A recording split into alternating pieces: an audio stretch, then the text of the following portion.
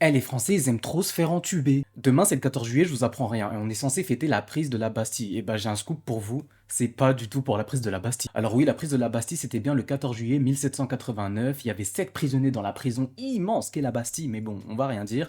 Et le gouverneur Delaunay se rend, et du coup, on lui... Et on se traballe avec sa tête dans tout Paris, normalement, tranquillement, dans le bon, voilà. Sauf que le 14 juillet qu'on fête actuellement, c'est pas du tout pour cet événement-là, c'est pour un événement qui a eu lieu un an plus tard à la même date en 1790 pour la fête de la Fédération.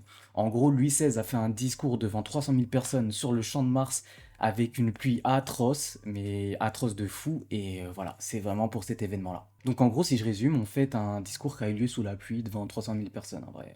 C'est comme si on fêtait un stade de France, voilà quoi.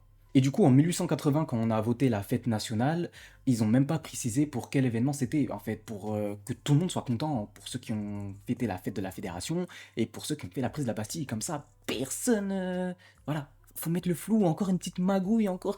Toujours des magouilles, il y a des magouilles depuis la nuit des temps, les gars, en fait. Mais bon, c'est pas grave, au moins on peut regarder des petits feux d'artifice un peu stylés et tout, et tu pourras raconter cette anecdote à tes potes ou à ta famille, parce que